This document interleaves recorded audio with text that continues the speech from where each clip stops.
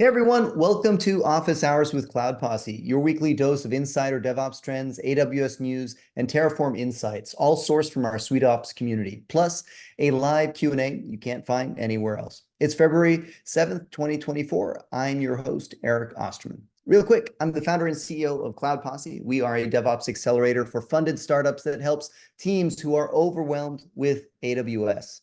We do this by using our over 200 Terraform modules that have been battle tested and downloaded over 100 million times.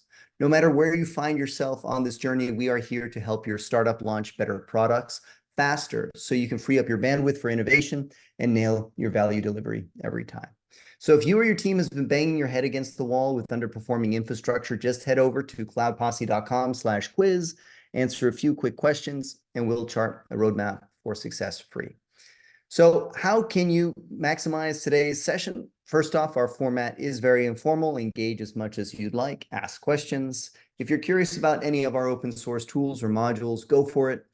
For those on the recording, we host these calls live, so don't miss out. Join us live by going to cloudposse.com/office hours. Again, cloudposse.com/office hours. Now, I do have one ask. If you find any portion of today's office hours valuable, please share it with your team. Just head over to youtube.com/cloudposse or send a short testimonial about the value you're getting in our Slack team. Just go to slack.cloudposse.com. Remember, we are not just simply creating content here. We are building a community, and we can't do that without your help. So with that said, let's jump into this week's announcements. First one, something we are very excited about is the Terraform resource for the AWS landing zones just merged. I think that happened yesterday or 2 days ago. That's going to be incorporated in the 5.36 release of the Terraform AWS provider. That means you'll finally be able to manage at least a small portion of Control Tower using Terraform. Has anyone, well, I guess no one's probably tried using that yet. It's only been 2 days. And you would have had to build your own provider. All right.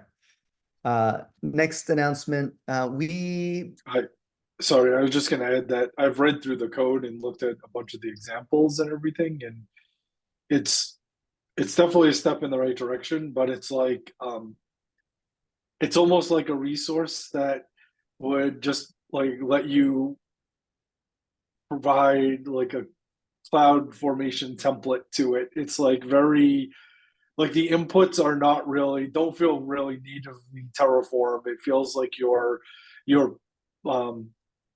passing some other format to to this one resource that then does a bunch of magic behind the scenes. It's not like a bunch of resources and sub resources and things that you would expect. I don't know. It doesn't feel native Terraform to me, I guess is what I'll say, in playing around with it. I mean, yeah, okay. So the one thing it doesn't feel native Terraform, is it also probably more likely that the underlying API exposed by AWS is very rudimentary?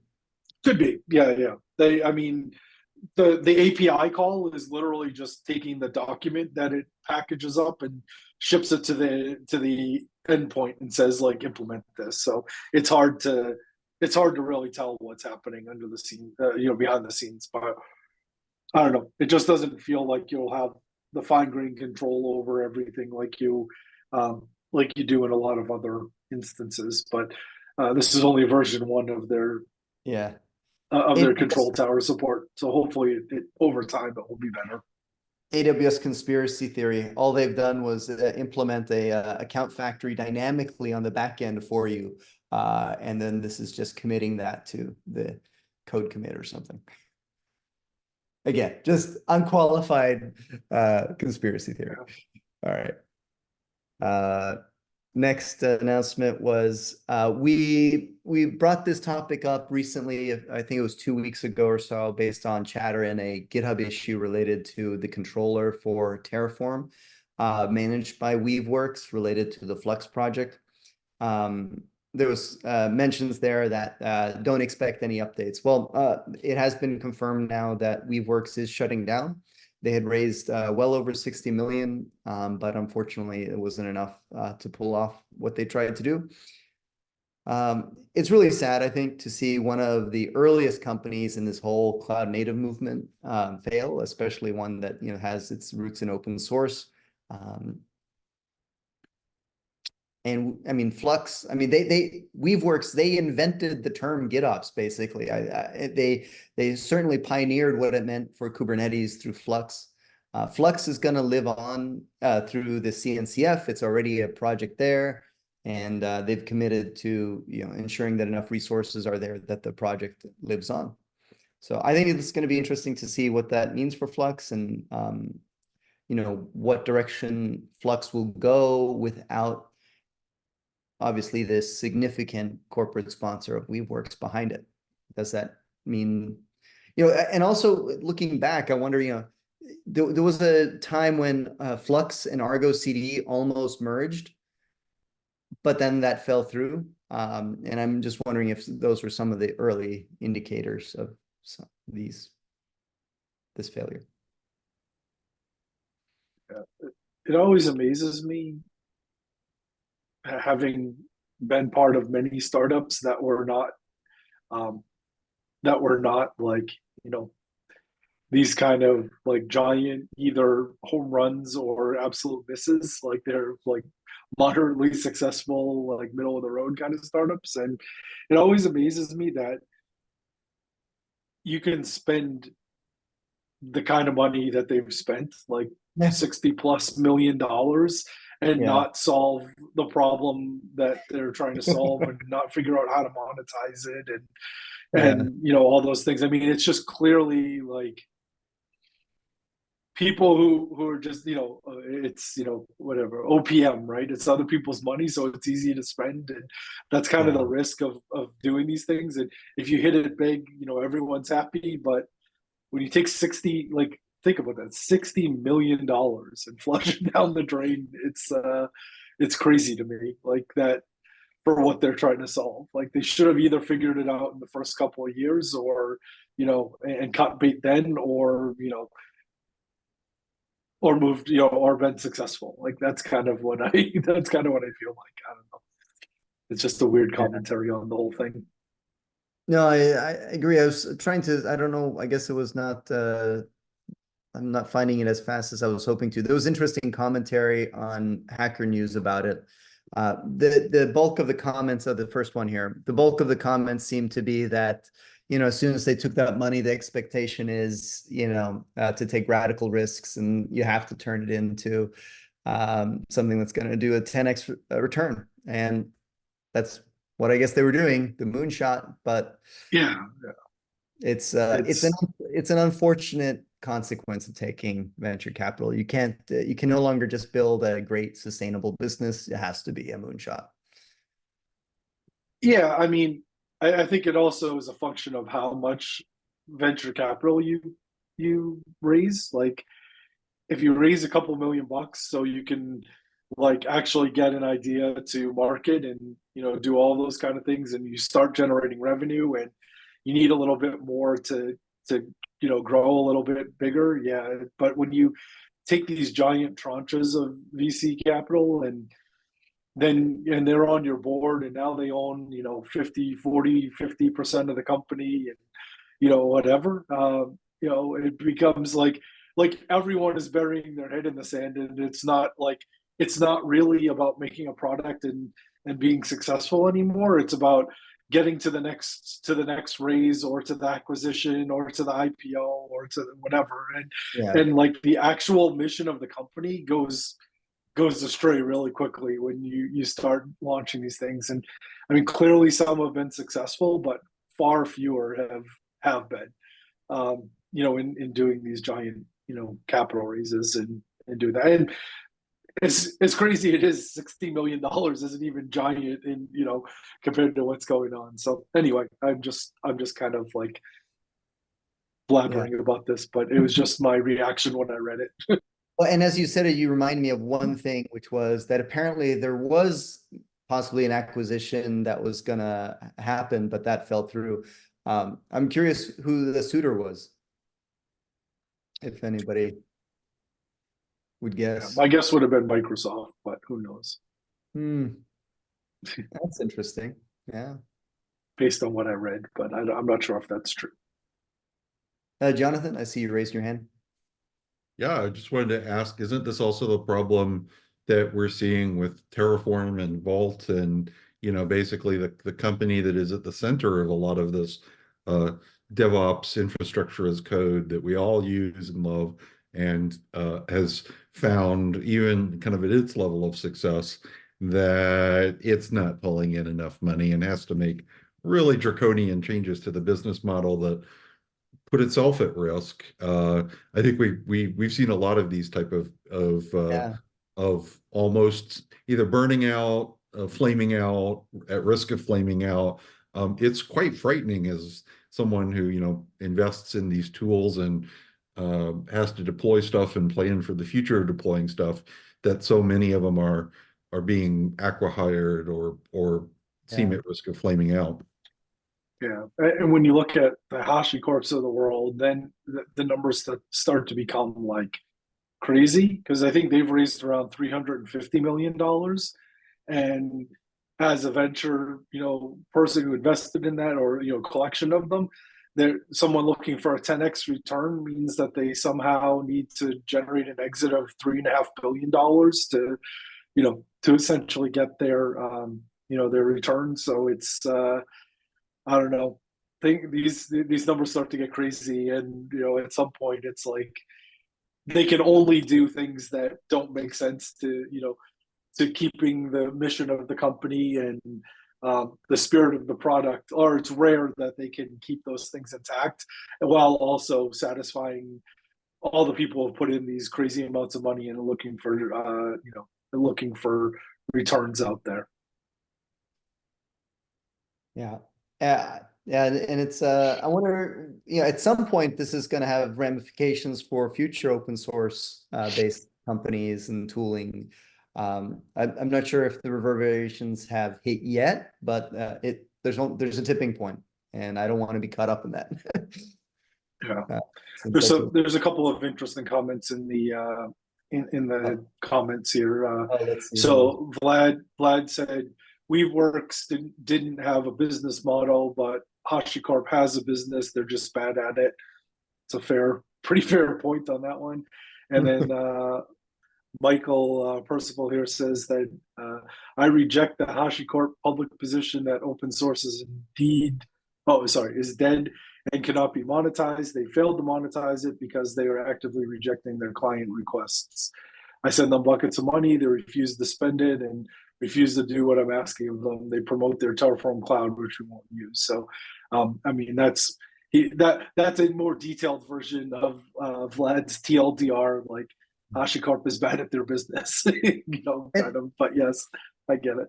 But wasn't actually Weaveworks business almost identical to HashiCorp in the sense that they commercialized Flux and made a hosted solution with dashboards, which is identical to what HashiCorp did with Terraform and made a dashboard essentially and a CD product around it. Sort of. They did. I guess didn't add up. Yeah. Well, it looks like Vlad wants to say something. He has his hand raised. Vlad?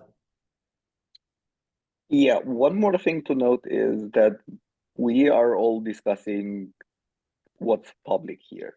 There is a lot of drama and gossip and a lot of stuff that is happening or that is not being discussed in public about this, and that is more or well known. Just wanted to put that out there. Both about HashiCorp, about Weaveworks, like tech is very much gossip girl. And what we are seeing in press releases and LinkedIn posts is very often only a tiny part of the story. That probably goes without saying. I'm curious, any watering holes one can learn more about those things?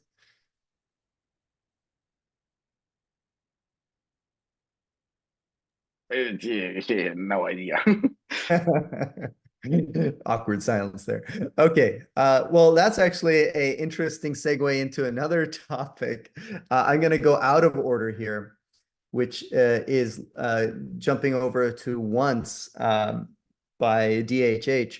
So they have launched a new brand or new company with a interesting kind of premise. It used to be back in the day you bought software and, you could run that software pretty much as long as it was there and it didn't need like a critical patch or update, it would just work. And we've since been conditioned to use SaaS, and there's a lot of value in SaaS, don't get me wrong. But at some point we are literally SaaSed to death. And we are spending so much money on SaaS, we have no control on when they pull features, remove features, raise their prices, and that's a liability for a business.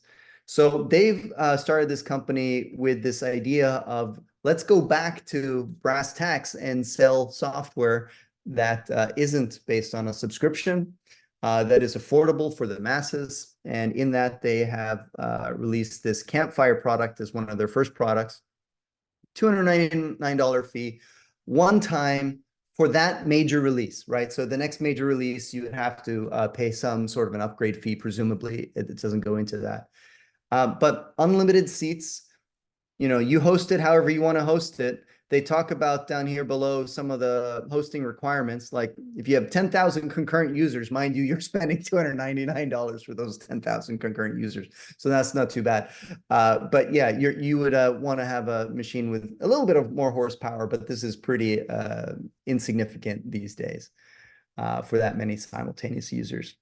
Is it a true Slack replacement? I'm sure it's missing a huge number of features that Slack has, third-party integrations, App Store. I mean, these days, Slack, we don't just use Slack as Slack, we use Slack together with this ecosystem of integrations. I'm sure that might be coming sometime in the future for this product, but not now.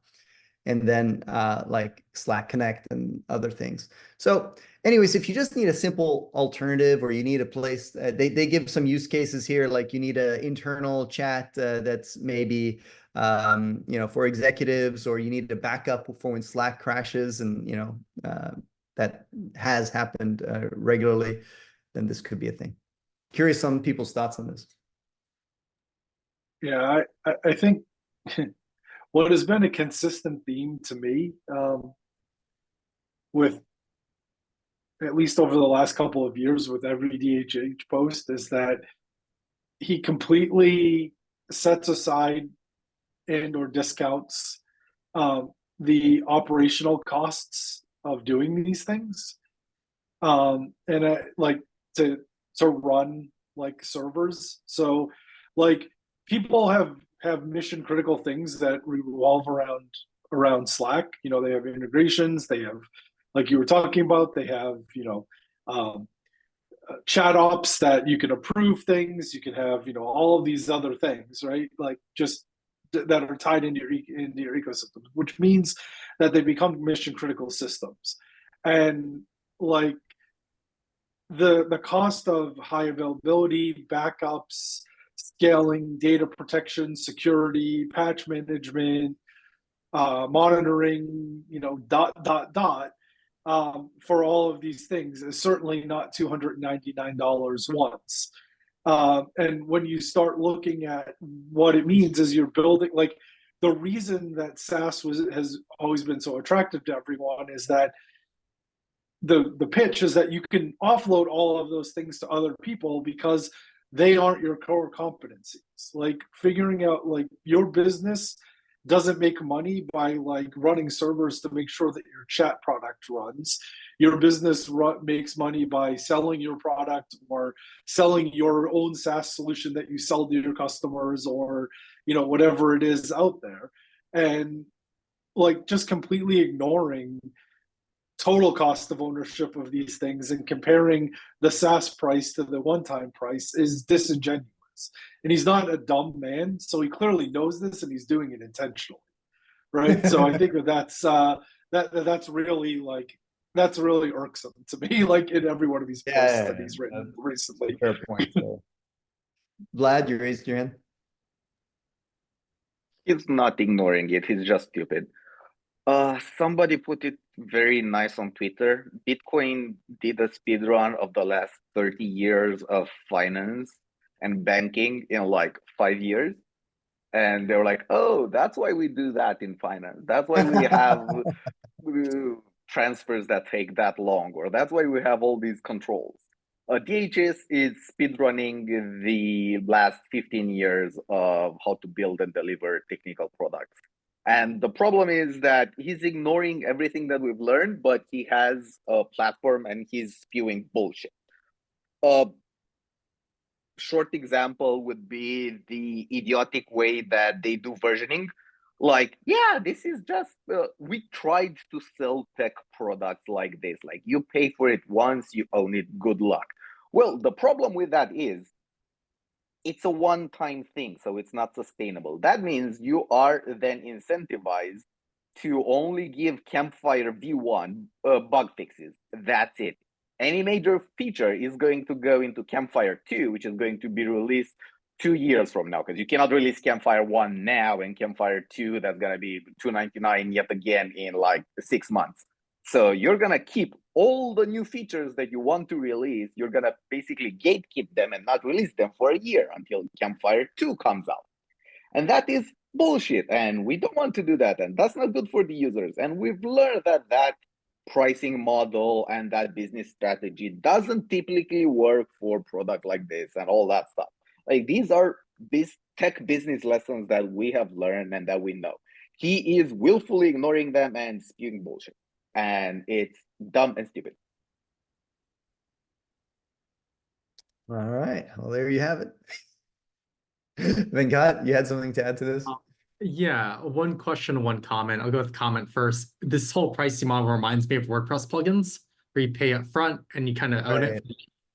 And to Vlad and Matt's point, like, doesn't usually work out in the long run if you have a serious company or serious business or anything beyond for fun, I guess. And then the other, I guess, a question: what are folks here using as a fallback to their primary chat system? So whether you use Slack or whatever it might be, or Teams, or any teams here, especially given all of us are in the SRE DevOps, like infra space, when stuff goes down, obviously you want to be able to communicate with your team. Looks AWS Chime all the way. No, I'm joking. I'm actually using Campfire. I love it. I'm just thinking, honestly, for $300, it might not be a bad idea to use as a backup. I'll just see if it integrates well with the SSO and all of that. But I'm curious to know if anyone's got. Well, I mean, Google Chat, right? That's always surprises me in the end. I forget that we have it, but when we've had outages in Slack, suddenly I start getting all these Google Chat messages. So. Yeah, I think one of the interesting things is that the good thing about Slack is that it's out of band from all the crap that you're running. Like if you break your infrastructure, you're not going to affect your chat platform because it's still up and running. You can still communicate with everyone, right?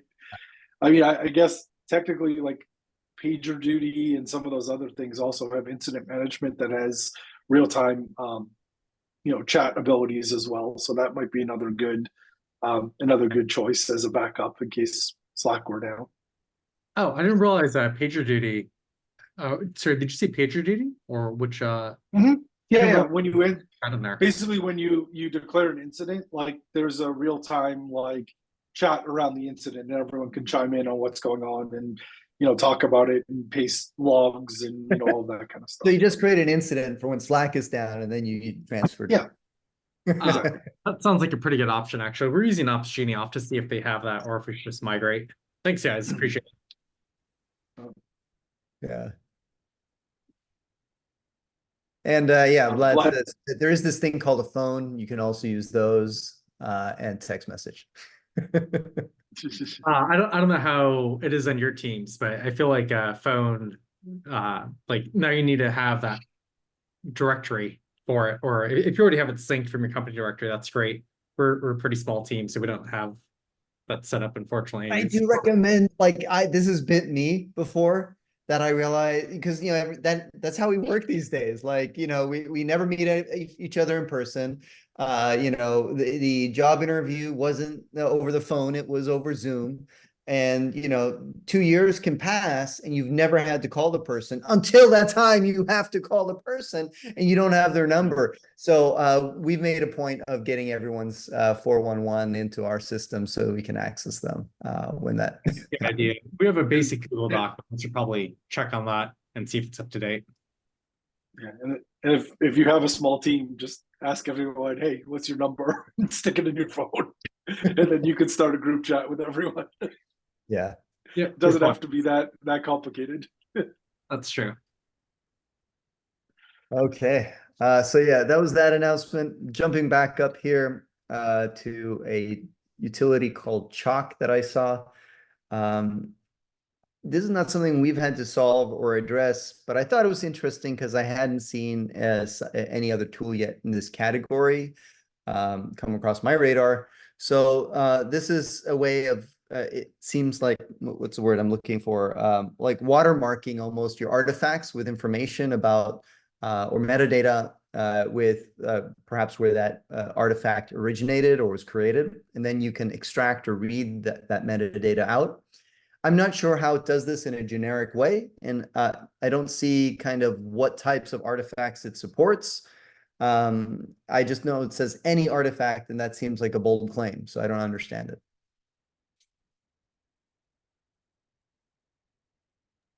It might just write some sort of binary thing in it, in the metadata. I don't know. Right, but okay, so my artifact is a markdown file. What's it gonna do? It's gonna, mark up the markup. Or, I understand Docker images that have annotations.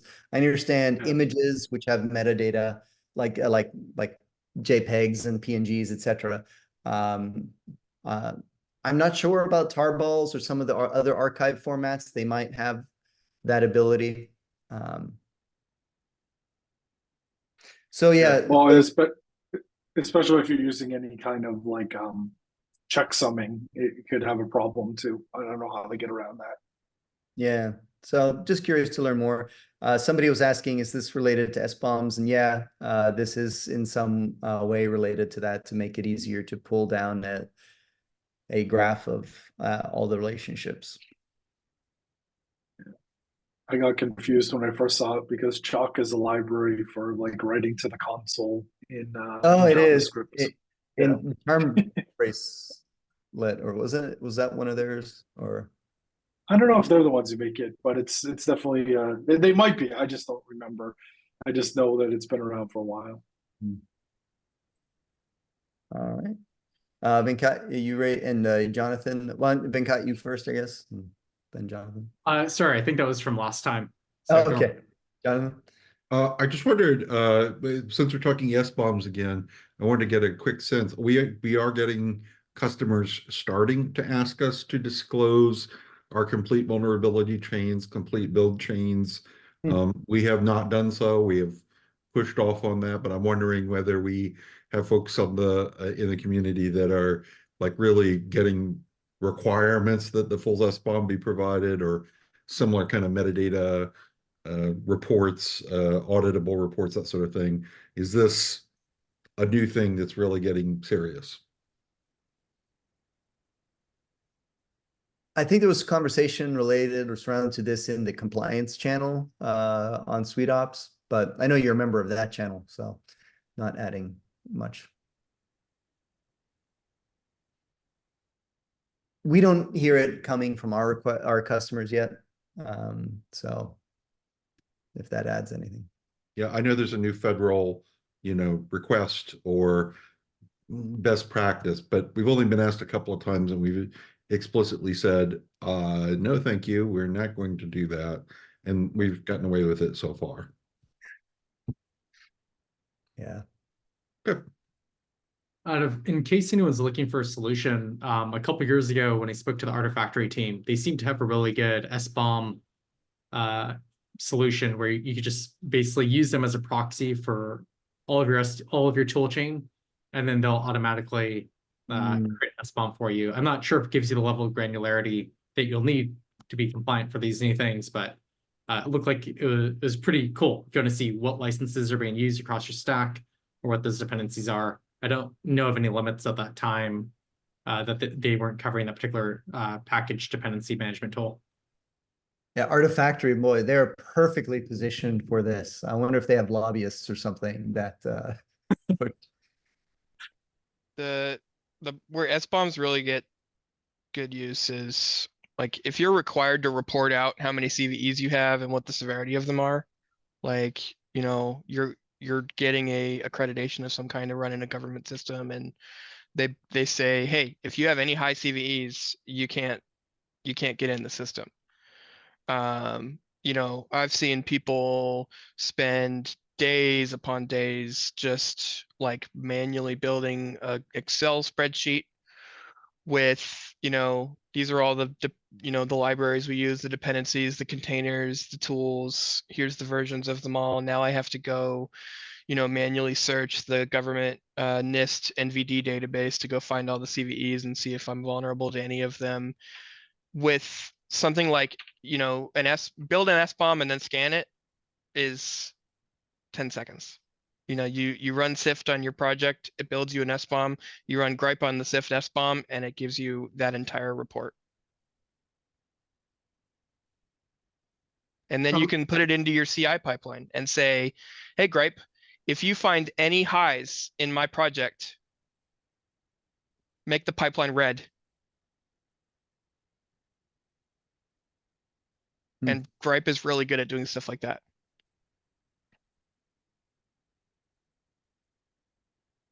That's the power of SBOMs.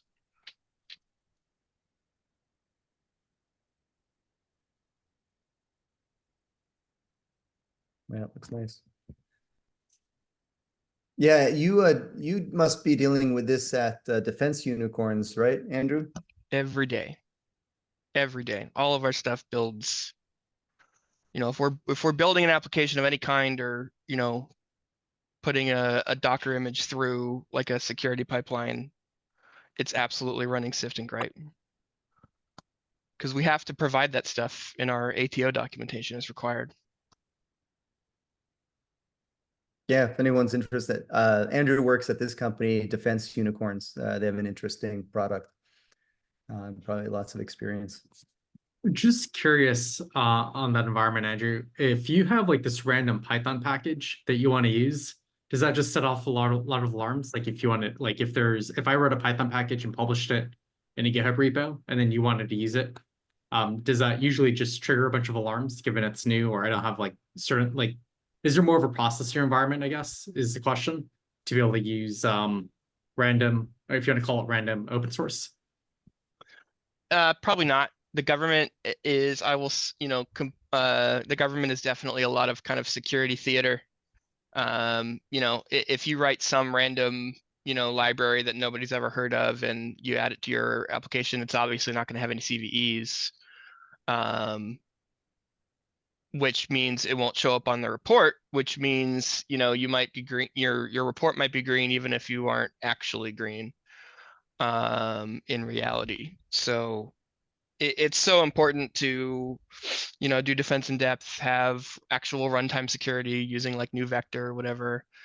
You know, the DoD several years ago wrote a they call it the DoD Enterprise DevSecOps Reference Design, and it defines a platform that you run on top of Kubernetes. It's Istio, it's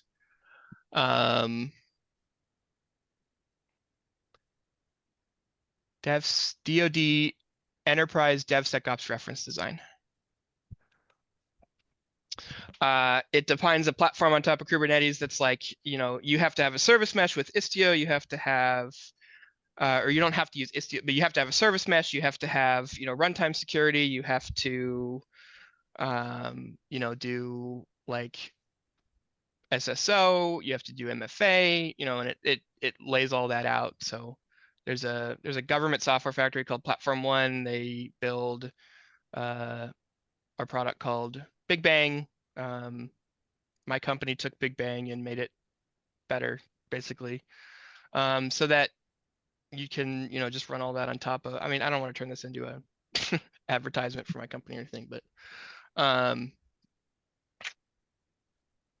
it's really just one layer of the stack is doing like that kind of security scan. Because you're going to be adding in like, that's not the only thing they're going to make you do. They're going to make you do like code quality scan SAST with SonarQube or whatever. SonarQube's going to, do a deep inspect of all your packages and stuff and look for things it knows about. There's all kinds of stuff. Yeah. I think that I was just going to add really quickly that static analysis tools are actually really good at like looking at your Python library that isn't known anywhere and identifying things that it may be doing that are suspicious, and flagging them like Sneak has or Snick or however you pronounce SNYK. I can never I don't know how to do it, but like they have a pretty good static analysis tooling that will identify anything that might be a potential vulnerability in a bunch of different languages. Add Andrew to the Rutkin, I saw you had your hand up earlier. Was there a question from you related to this or something else? Or Oh, me? yeah, sorry, I said your wrong name, the wrong last name there. No, I was just going to ask Andy if he had any links to papers about using SIFT, SBOM, and GRIPE, but I Googled it myself and I think I found some stuff. Cool. Also, I can look on your Defense Unicorn site. Thank you.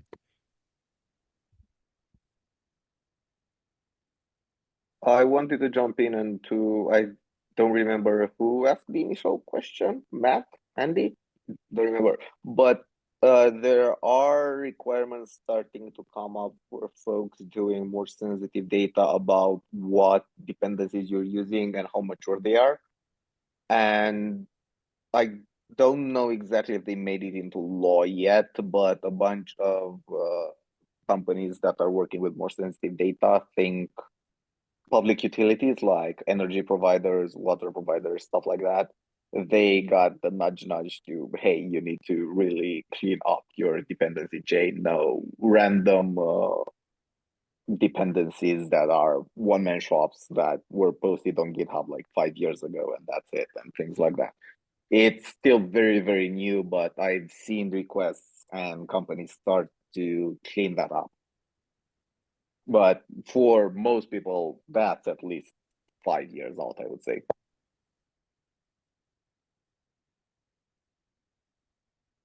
All right. Well, thank you for all that input. I guess we'll move on to one of the next announcements. Was that DEF CON was canceled, but has come back now.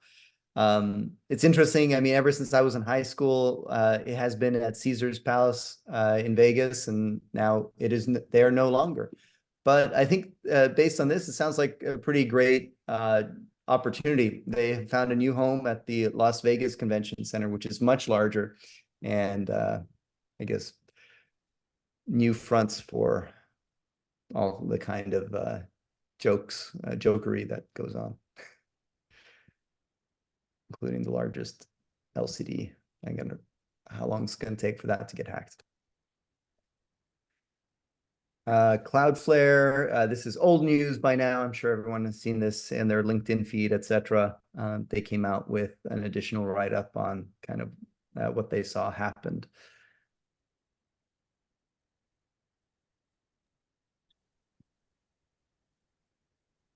And Apple introduces a new programming language called PKL or Pickle. Not sure how you pronounce it. Yeah, it's Pickle. Yeah, kind of makes me think of Q a little bit in its purpose. It looks pretty clean like this as written. HCL started out this way as well, and it was pretty clean. And then after many iterations, it just devolves into what it is today. Matt can feel that. He was just working on some really ugly map construction in HCL. Anyways, I don't know how I feel about it. I can understand the desire to keep moving things forward, and this looks interesting, but I don't know, nothing that I think we're going to jump on right now. I think if you scroll up, I think it's at the top of this thing where they talk about it. Those two paragraphs, the second, the third, the one that you have highlighted, and the one after it, are actually very reminiscent of the conversation we just had about trying to express very complex infrastructures in YAML and why they created this based on the things that I was saying. And then they start to say, now you have a need to make it dry, so you add special properties. You start to add like loops and create a special DSL for it. And it's like, all these things. And at the end of the day, that's not the best thing. So they created this. It's kind of funny that the timing of the release of this. Yeah, that is interesting. And ultimately, this can reduce to or compile to basically JSON or YAML or something, I believe, right? Yeah, that's exactly what it does. It basically takes all of that as an intermediate language and compiles to almost any kind of configuration language that you could think of. Yeah. Yeah, that's interesting. If you read it, it's interesting because they do talk about kind of a lot of the journey that we've gone through in Atmos about building invalidations and imports and inheritance and like all that kind of stuff. It's like the journey is described very well of a lot of the things we've done in Atmos. So yeah. All right. Let's see, we talked about that one. This one was just interesting to me personally. I didn't realize that Apple has a special edition of the iPhone that is jailbroken specifically for researchers, so they can pen test inside of the walled garden of the iPhone. So let's see what else. Yeah, this one here. Sorry, I was just gonna say, interestingly, my friend is a security researcher and he lives down the street and he has one of those, and he told me that the licensing agreement is crazy. Like basically Apple owns it, and at any time they can ask you to return it, and there's like crazy fines and things if you don't. It's not something that you get, like it's something that they lend you to do like research basically as part of this whole thing. And it like, how you can have your name like personalized or etched, or used to be able to, at least on like iPods and iPhones and stuff like that. Like on the back, it's engraved and it says like, property of Apple and all that kind of stuff still on the back of it. So I thought you were going to say it has the name of the researcher on there, so if he loses it, it's very clear who. Yeah. Who lost. Vlad's asking me. No, he doesn't have one at home. He just lives down the street from me and told me that he has one. He doesn't. I think Vlad's also right. There's some sort of like crazy, like security controls around, like where you're allowed to use it and everything like that. So yeah. I am very out of the loop on the iPhone security device, but I know that if you ever get access to any Apple hardware or previous stuff, it's very, very, very well defined, and you need to keep it in a room. The room needs to have no windows. You need to there is a very, very intense procedure for that. And I was curious, if he had one at home, I was like, they really open stuff up. No. I talked to him a lot because he lives down the street from me. I wasn't suggesting that the Apple device is down the street from me. Did you just outed your friend? No, I'm joking. Yeah. I have not actually played with it, but my point was he was telling me about all the crazy requirements around it, and I think like what you were saying, Vlad, I think it has some physical requirements around where you're allowed to keep it and everything as well. And they can ask for it back anytime, and you have a certain period of time to comply with that to get it back to them. Last, almost at the end of announcements here. This was not the one I meant to click on. This one here. So last year, Nitro Code, aka RB, posted that asking if more maintainers could be added to the project. It looks like that didn't really go anywhere, and there were some recent commits back in December. I only bring it up because I was really impressed by this project over the last year or two. You know, they invested a lot. They moved it into its own organization, gave it a robust documentation portal. It has a pluggable interface now, so you can write Terraform Doc plugins. So they invested a lot into the project. I was just wondering what happened because it definitely has slowed down in terms of merging pull requests. And we have a pretty simple bug fix that we opened up that causes Terraform Docs to crash if output values are null. And yeah, we haven't been able to get a hold of anyone. We've tried through GitHub, we've tried through LinkedIn, we've tried through other means, but we were really hoping to get this PR merged. And still, if anybody knows somebody who is a committer on Terraform Docs, please pass them our way or share the PR. I'll post that in the Zoom chat. Oh, it right. says someone approved the changes last week. I think anyone can approve. I think anyone can approve, Oh, but you know, they're not merged. yeah, exactly. Yeah. I don't know. I'm just suspecting that's what happened here. Well, let's see. Yeah. The workflow requires approval from a maintainer, so you have to be like a core maintainer to approve the workflow. Yeah. So I thought this was an interesting little pet project. It caught my attention. I forget where I saw it. But it's a interactive chat with your Terraform state. So, you know, if you don't have better things to do on a Saturday night, you can always talk to your Terraform state file. And I thought at first, I don't know how useful that would be, but then I saw like, you know, like this question: how does the AKS load the federation secret from EKS? And then it was able to extract that from the Terraform state and express it quite intelligently. So yeah. I don't know how it now works. Ask it, what is that secret? Yeah, exactly. Since that secret is in there, and I bet it could be coaxed into telling you. Yeah, and now the model knows about your secrets. Yeah. Yeah, all your passwords belong to GPT,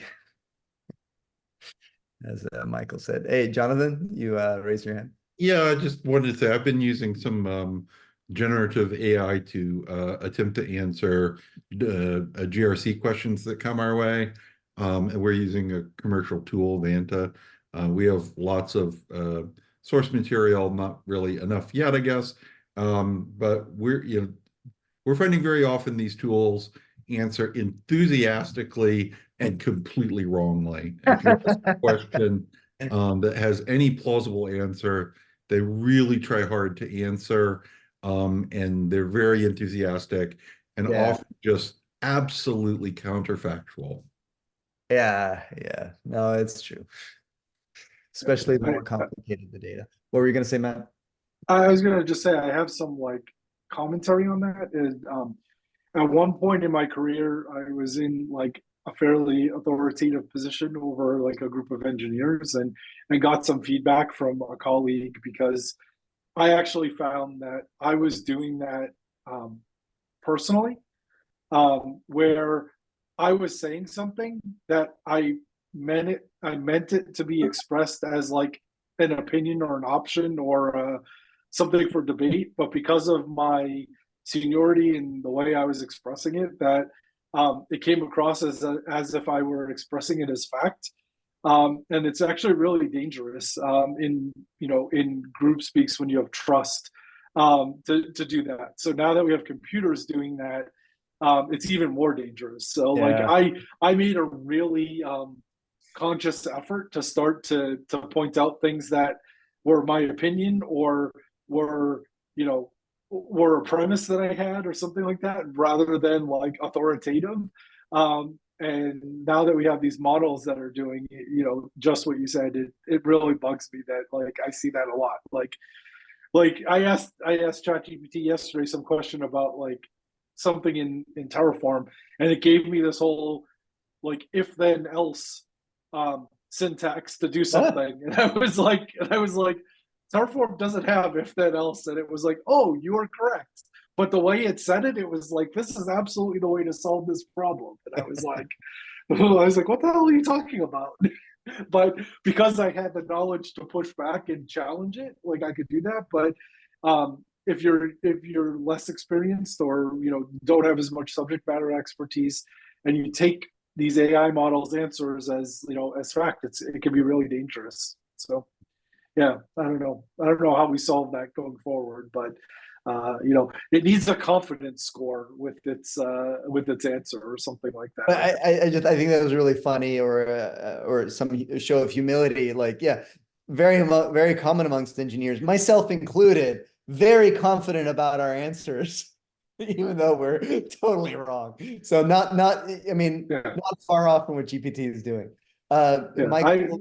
So maybe it is really mimicking humans. Yeah, it is. It's just exactly where did it learn it from?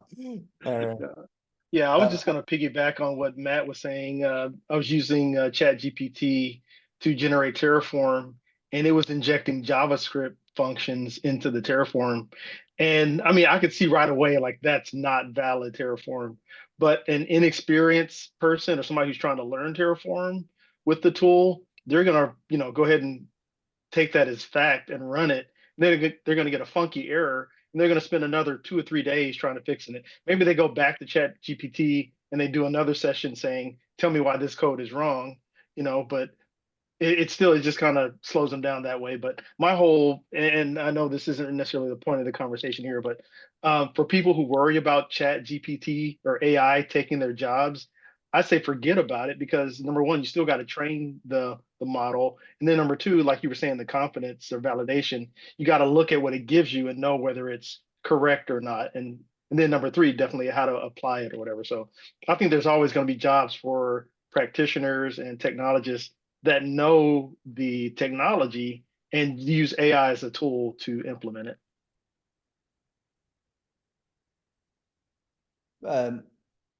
Vlad just shared this project out of Amazon called Ref Checker that detects hallucinations. Yeah, it sounds too good to be true. Like the things that were supposed to detect if something was written using AI, right? I don't.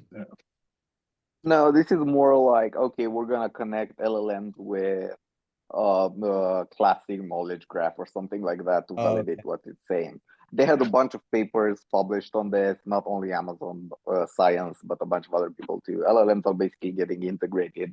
And it's now a question of trade-off. Like, is it still worth it, or are we better yet investing more in the knowledge graphs and things like that? Mm-hmm. I wish they would automatically run this on X posts, tweets, whatever we call them these days. That would be great. Oh, like half of what people write on X is a hallucination. In one way or the other. So not generative hallucinations, but actual people writing things that are not factually correct. So yeah, I think that would be great. Hallucinations in general. Yeah. That's funny. And let's see. Last one that I got, and we're out of time for today, basically, is Tap by Seal.io. It's a way to patch your Terraform resources. So basically, they have they have their own markup in using HCL, and you say what you want it to do, add these resources to this thing, remove this from this thing, etc. And you can run it. I guess it's not dissimilar from, I think, I forget, there's one or two people in Japan that have been writing some really cool little utilities for like migrating resources or manipulating Terraform files, but I just don't remember the person right now. You can do most of this with move blocks these days now. I think this is actually manipulating the structure of the HCL itself.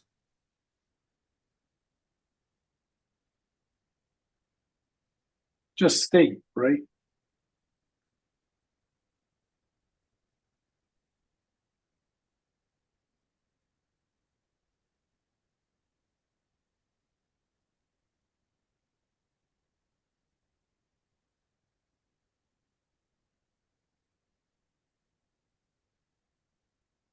Yeah, it would be helpful if they showed the before and I don't after know. HCL. Yeah. I Yeah, assume maybe I it's misunderstood. like basic, it's like said for HCL is my interpretation of it, but I could be totally off. I see. Yeah. There's another tool that that does this too that I used for something at Cloud Posse, but I can't remember what. Yeah. Okay, well, that's the end of my announcements. I did have one question, but we really don't have time for it today. So I guess maybe I'll just also, Alex, we ran out of time to talk about this as well. So let's just bring it up next week if that works for you. The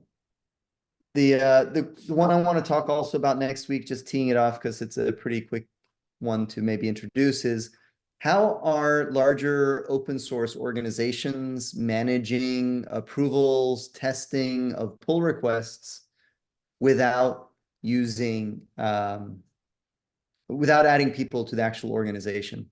The best example of this is Kubernetes, which has test infra, and test infra has a project called Prow. Prow has a bunch of commands you can run, like /test all, and it kicks off the tests. But that's in Jenkins, and it is very hyper opinionated, like to the Kubernetes project, is my understanding.